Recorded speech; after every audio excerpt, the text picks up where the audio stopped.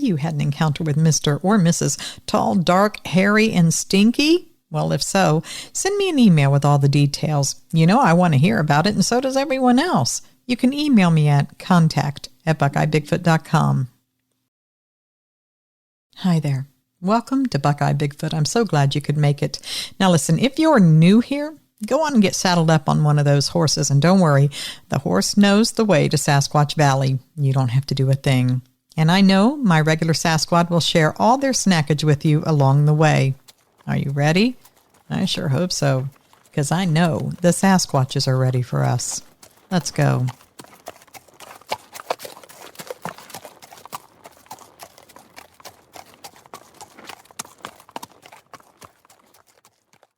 Hey folks, now listen, before the main story tonight, I have 2 comments that were recently left on a few videos, so I figured you would enjoy them. Here they are.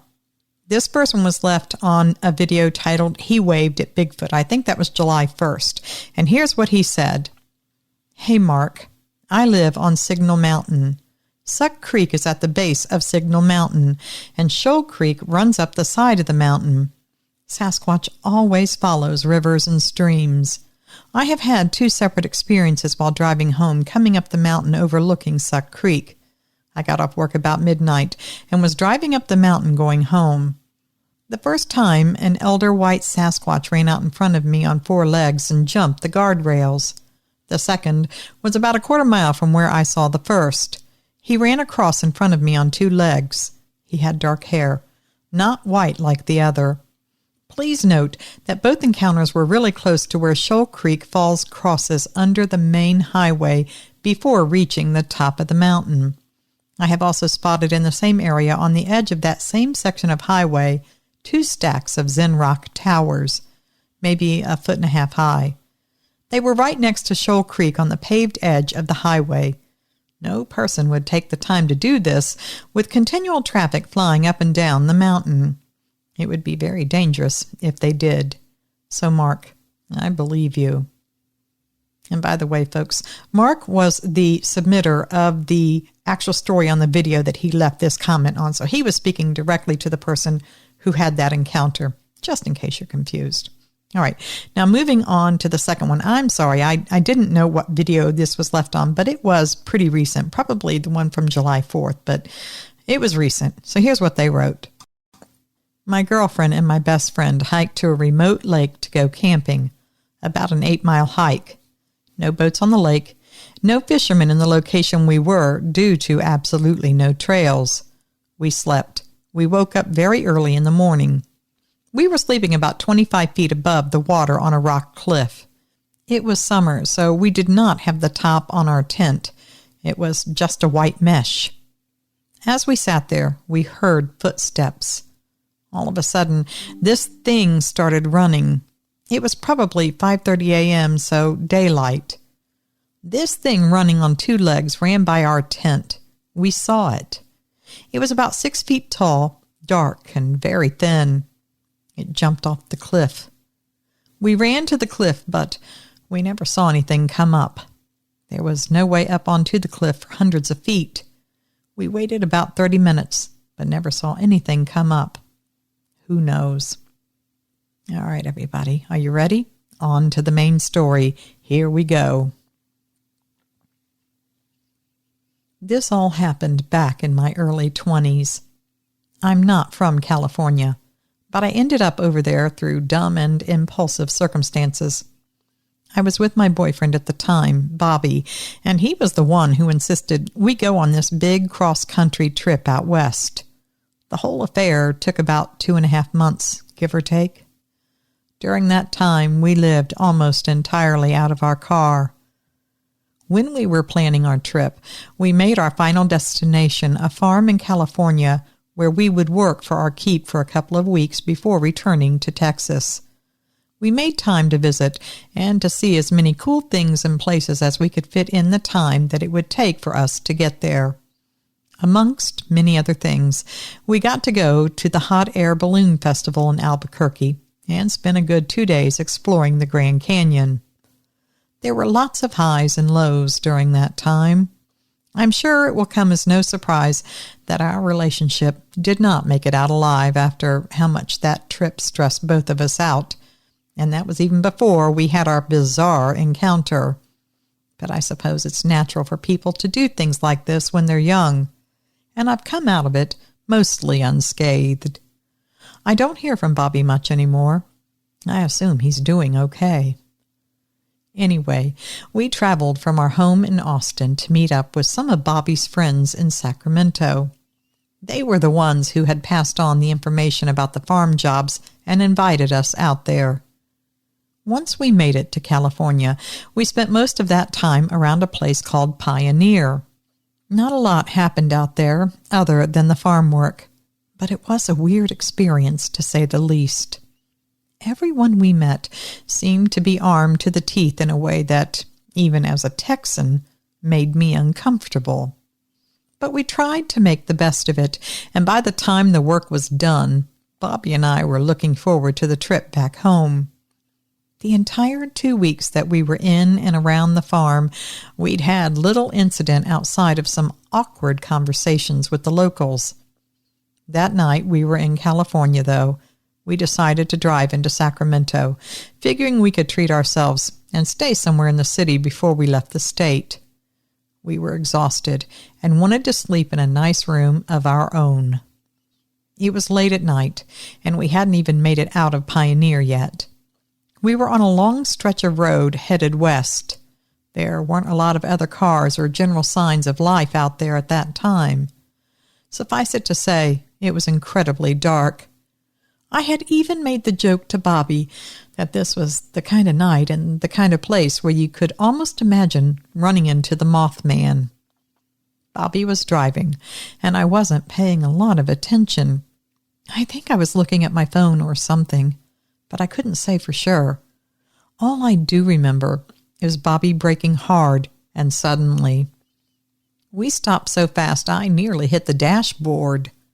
When I looked out the windshield to see what had spooked him, I was in shock. When I first clocked it, my brain said, "Bear cub." But its face was too short.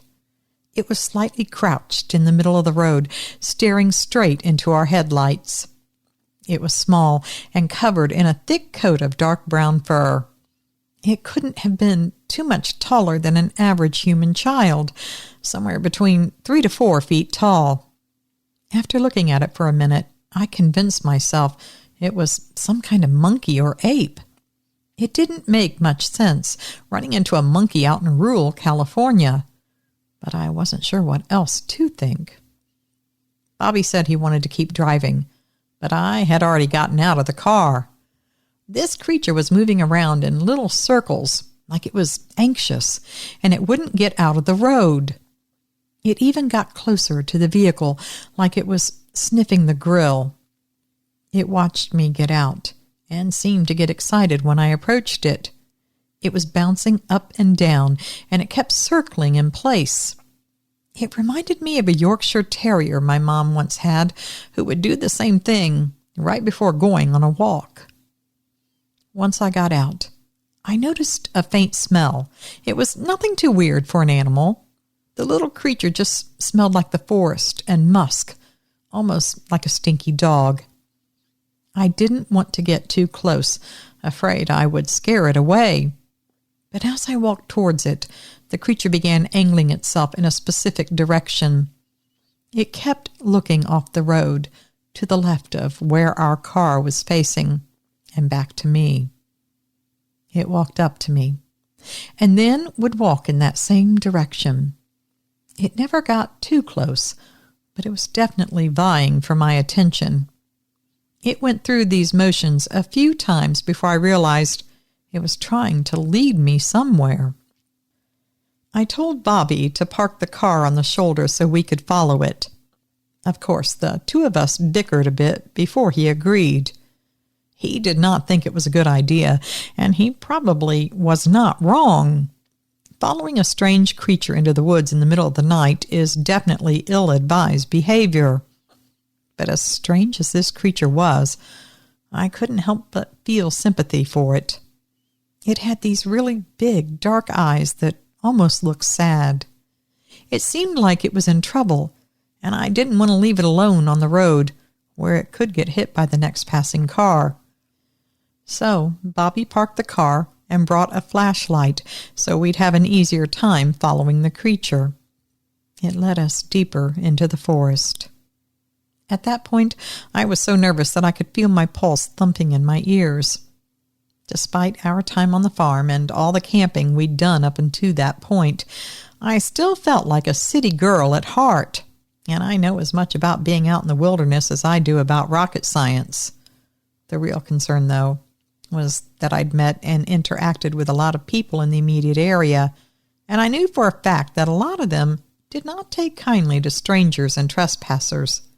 Now, maybe this is an exaggeration, but I was sure at the time that I was just as likely to be shot by a local as I was to be mauled by a bear. The creature kept a steady pace ahead of us. It was fast when it wanted to be. It mostly kept to running on its two legs, sometimes using its arms to propel itself forward. Its arms, I noticed, were pretty long compared to the rest of its body. It moved just like I thought a monkey might, but maybe keeping more upright than most primates. It sometimes sped up to where we couldn't see it, only to run back to make sure we were still keeping up. The forest wasn't especially dense, but I was starting to worry about not being able to find our way back to the car. It was at that moment that we finally found what the creature wanted us to see. We could tell we were getting closer because it was making little yapping and yowling noises, generally becoming more excitable and frantic. I noticed the smell first. It was that same stinky animal musk that I smelled on the little creature, but much stronger. It made me a little queasy. It suddenly smelled like I was in the middle of a zoo. Bobby pointed his flashlight toward where the creature had run off to.